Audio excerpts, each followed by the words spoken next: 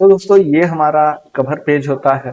Cover page document का first page होता है जिसमें हम अलग अलग यहाँ पे देखेंगे। कवर पेज होता है जो बुक का पहला पेज जिसमें आप डॉक्यूमेंट का, किताब का नाम, पता, एड्रेस और उसके बारे में संक्षिप्त टिप्पणी लिख सकते हैं। जैसे यहाँ पे लिखा है डॉक्यूमेंट टाइटल, तो बुक का नाम लिख सकते हैं। यहाँ पे लिखेंगे तो यहाँ पे क्लिक करेंगे तो यहाँ पे लिखा है ऑथर, तो यहाँ पे ऑथर का नाम, यहाँ पे शॉर्ट डिस्क्रिप्शन, किस कंपनी ने प्रिंट किया है, उसका एड्रेस, फोन, मोबाइल, ये सारी चीजें लिख करके आप एक कवर पेज बना सकते हैं। साथ में अगर आपको कवर पेज यहाँ पे अलग अलग चूज करना है तो बहुत सारे स्टाइल दिए गए हैं। आप इनमें से कवर पेज जो चाहे अपने हिसाब से मैनेज कर सकते हैं। बाई चांस आपको नहीं चाहिए तो यहाँ पे रिमूव करंट कवर पेज लिखा है, यहाँ से रिमूव करके इसको हटा भी सकते हैं। साथ में आपको कोई ब्लैंक पेज लेना है तो यहाँ पे क्लिक करके आप ब्लैंक पेज ले सकते हैं। देखिए यहाँ पे दोस्तों एक हमारा अलग अलग ब्लैंक पेज हो गया, तो इस तरीके से ब्लैंक पेज ले सकते हैं। इसके बाद आता है पेज ब्रेक। तो दोस्तों पेज ब्रेक क्या होता है कि ये किसी पेज को, जैसे मान लीजिए हमने यहाँ पे मैनेज करके इस तरीके से यहाँ पे हमने क्या किया है, यहाँ पे हमने एक सिंपल सा वर्ड लिखा है और आप देखेंगे कि ये जो वर्ड है ये कुछ इसमें आ रहा है, कुछ इसमें आ रहा है, कुछ इसमें आ रहा है। तो इस तरीके से जब चीजें दूसरे पैराग्राफ में आती है और हम नहीं चाहते हैं कि ये जो हमारा टोटल वर्क है ये हमारा क्या हो कि एक पैराग्राफ में दूसरे पैराग्राफ में जो आ रहा है, जैसे ये इतना हमारा इस पैराग्राफ का पार्ट दूसरे पेज में आ रहा है और हम चाह रहे हैं कि ये पूरा पूरा पैराग्राफ क्या हो दूसरे पेज में आ जाए, तो उस कंडीशन में हम लोग क्या करते हैं, यहाँ पे पेज ब्रेक लगाते हैं। तो जैसे ही आप इंसर्ट में जाकर के पेज ब्रेक लगाएंगे आप देखेंगे कि वहां से जो भी हमारे पार्ट का जो टेक्स्ट है वो नीचे हमारा आ जाएगा और यहाँ पे आप देखेंगे कि ये हमारे 3 पैराग्राफ अच्छे से दिखेंगे। तो ये हमारे कुछ पैराग्राफ के अकॉर्डिंग जानकारी थी जिसके अनुसार आप काम करेंगे। इसके बाद हमारा आता है पिक्चर्स। तो देखिए दोस्तों किसी भी डॉक्यूमेंट में पिक्चर इंसर्ट करने के लिए हमें सबसे पहले कहाँ इंसर्ट करना है उसका सिलेक्शन करना होता है। तो दोस्तों यहाँ पे आप लोग देखेंगे, थोड़ा सा मैं इसको छोटा कर दे रहा हूँ।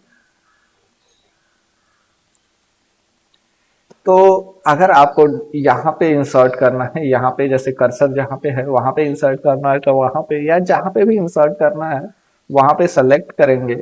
यहाँ पे जो हमारा इलस्ट्रेशन ग्रुप का पहला मेंबर है जिसको हम लोग पिक्चर के नाम से जानते हैं, तो अगर आपके डॉक्यूमेंट में पिक्चर इंसर्ट करना चाहेंगे दोस्तों ये टेबल हमारा है, इसको मैंने छोड़ दिया है, इसको हम आगे पढ़ेंगे ये इलस्ट्रेशन ग्रुप पढ़ने के बाद। तो शुरू करते हैं पिक्चर। तो यहाँ पे पिक्चर स्टार्ट करना है या लगाना है तो यहाँ पिक्चर वाले सेक्शन पे क्लिक करेंगे। जो भी पिक्चर आपको चाहिए वहां पे आप लोग चले जाएंगे और अपने पिक्चर्स को यहाँ पे आप क्या करेंगे, सेलेक्ट कर लेंगे। तो जैसे मान लीजिए मैंने कोई सा भी पिक्चर यहाँ पे हम सेलेक्ट कर ले रहे हैं, किसी का भी सेलेक्ट कर ले रहे हैं, आप यहाँ पे देखेंगे तो ये पिक्चर ऐसे एज इट इज लग जाएगा। इस कॉर्नर से आप इसको छोटा या बड़ा अपने हिसाब से मैनेज कर सकते हैं। जैसे कि मान लीजिए छोटा करना है तो यहाँ पे एज इट इज छोटा कर सकते हैं, बड़ा करना है तो यहीं से बढ़ा करके बड़ा भी कर सकते हैं। तो अपने हिसाब से मैनेज कर सकते हैं, छोटा या बड़ा या जैसे भी आप चाहते हैं। साथ में यहाँ पे अगर आप पिक्चर में बैकग्राउंड को रिमूव करना चाहते हैं, जैसे ये बैकग्राउंड है तो यहाँ रिमूव बैकग्राउंड पे क्लिक करेंगे। इसके बाद आपको ये जो साइज है इसको इंक्रीज करना होगा क्योंकि जो हमारा पेज है वो पूरा पूरा आना चाहिए। तो यहाँ पे हमने साइज को इंक्रीज कर दिया। अब यहाँ पे जो जो पार्ट आपको ये जो कलर दिख रहा है इस कलर में नहीं आ रहा है तो आपको क्या करना है, ये पर्पल जो कलर है इसमें नहीं आ रहा है तो समझ लीजिए वो कलर डिलीट नहीं होगा, यानी कि जो इस कलर में आ रहा है वो डिलीट हो जाएगा, जो नहीं आ रहा है वो डिलीट नहीं होगा। तो देखिए यहाँ पे लिखा है ए मार्क एरिया टू कीप, तो इस मार्क एरिया टू कीप पे क्लिक करेंगे और जो जो एरिया आपको चाहिए वो एरिया हम अपने हिसाब से मैनेज करेंगे और इस तरीके से सेलेक्ट करके उन एरिया से वो चीजें हटा देंगे। तो दोस्तों ऐसे हमें स्टेप बाय स्टेप क्या करना होगा, सारी चीजें हटा देनी होंगी और जो एरिया आपको नहीं चाहिए, जैसे ये एरिया नहीं चाहिए, तो मार्क एरिया टू रिमूव पे क्लिक करेंगे और आसानी से हम लोग क्या करेंगे, जो जो एरिया हमको हटाना है वो एरिया ऐसे एज इट इज सेलेक्ट करते चले जाएंगे। जैसे ही सिलेक्शन पूरा होगा आपको क्या करना है, कीप चेंज पे क्लिक कर देंगे और देखेंगे काफी हद तक आपका जो बैकग्राउंड है वो क्या होगा, रिमूव हो जाएगा। साथ में यहाँ पे कलर करेक्शन है, तो आप अपने हिसाब से कलर करेक्शन भी कर सकते हैं जैसा आप चाहते हैं। तो देखिए दोस्तों, यहाँ पे हम कलर करेक्शन कर रहे हैं, काफी अच्छा परफॉर्मेंस मिल रहा है। साथ में यहाँ पे कलर कॉम्बिनेशन है, तो ब्लैक वाइट जैसा आप चाहते हैं आप इस कॉम्बिनेशन में, यानी कलर कॉम्बिनेशन में आप अपने हिसाब से इसको यूज कर सकते हैं। अगर आपके डॉक्यूमेंट में इस तरीके की जरूरत है तो, नहीं जरूरत है तो आप एज इट इज छोड़ सकते हैं, जरूरत है तो इनका यूज कर सकते हैं। साथ में आर्टिस्ट मीडिया इनको किस तरीके से बना सकता है, यानी कि कोई कलाकार है तो उसको किस किस तरीके से इसको मैनेज कर करके बना सकता है, वो यहाँ पे दर्शाया। तो ये अलग अलग चीजें हैं, आप स्टेप बाय स्टेप चेक कर सकते हैं। साथ में यहाँ पे लिखा है कंप्रेस पिक्चर, तो यहाँ पे आप इस पिक्चर को कंप्रेस कर सकते हैं, यानी कि इसकी जो कैपेबिलिटी है, या हम कह सकते हैं इसका जो कैपेसिटी साइज है उस साइज को आप कम या ज्यादा कर सकते हैं अपने हिसाब से।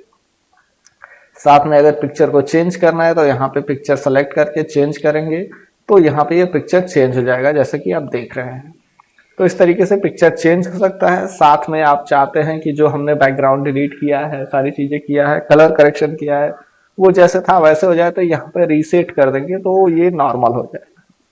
साथ में यहाँ पे देखेंगे दोस्तों, तो यहाँ पे अलग अलग फ्रेम लगा है, आप अपने डॉक्यूमेंट में जो जैसा चाहे आप अपने हिसाब से फ्रेम लगा सकते हैं। साथ ही साथ में यहाँ पे कुछ बॉर्डर्स लगे हैं, आप बॉर्डर्स का यूज कर सकते हैं।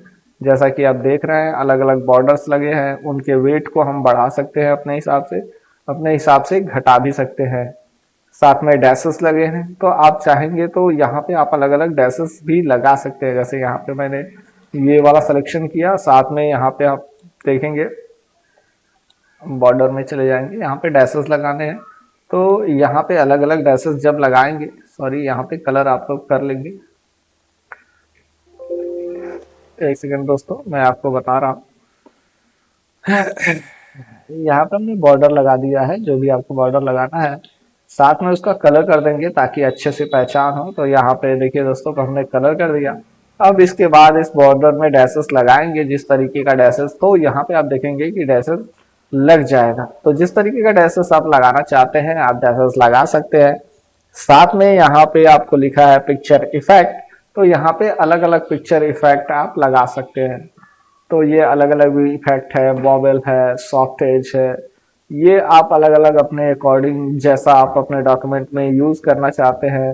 3D रोटेशन भी देखना चाहते हैं, साथ में प्रीसेट है, कुछ प्रीसेट, बॉबल, सॉफ्ट ग्लो, ऐसे करके अलग अलग चीजें हैं जिसमें आप अपने हिसाब से जैसा आप मॉडिफिकेशन करना चाहते हैं आप कर सकते हैं।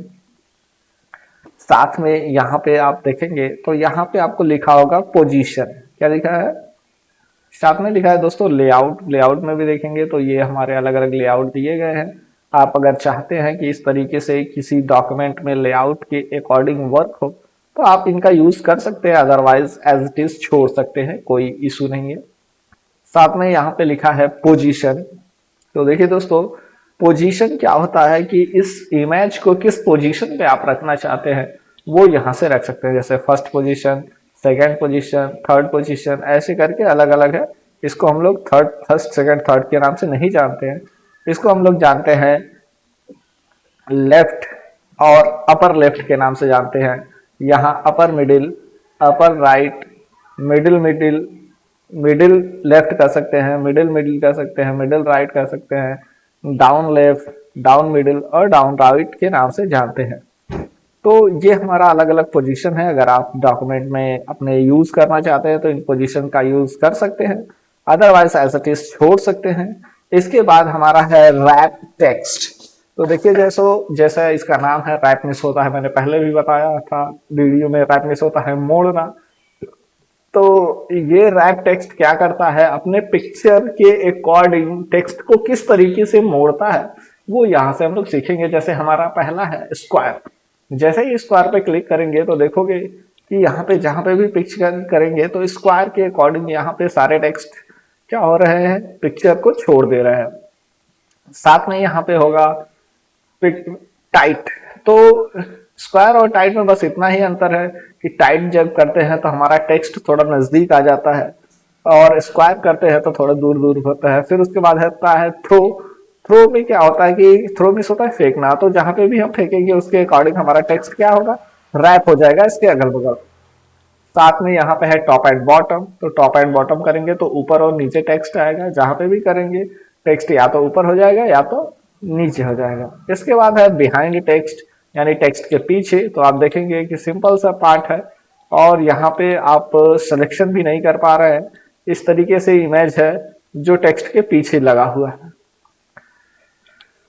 साथ में यहाँ पे एक और हमारा है इन फ्रंट ऑफ टेक्स्ट। इसी का यूज दोस्तों सबसे ज्यादा किया जाता है, क्योंकि इन फ्रंट ऑफ टेक्स्ट करने के बाद हम अपने इमेज को कहीं पे भी ले जा सकते हैं। जैसे कि यहाँ पे आप देख सकते हैं कि हमने इन फ्रंट ऑफ टेक्स्ट किया और अपने इमेज को यहाँ पे रख दिया, यहाँ पे रख दिया, ऊपर रख दिया, कॉर्नर में रख दिया, यानी कि जहां हम चाह रहे हैं अपने अकॉर्डिंग क्या हो रहा है, एडजस्टमेंट कर ले रहा है, वहीं पे कर ले रहा है। तो अगर आप resume, letter head, letter pad या आप बहुत सारी चीजें जब बनाते हैं तो उस कंडीशन में जो हमारा पार्ट होता है, ये इमेज का पार्ट होता है, वो इन फ्रंट ऑफ टेक्स्ट ही किया जाता है, जिससे हम आसानी से इसको जहां चाहे वहां पे लगा सकते हैं।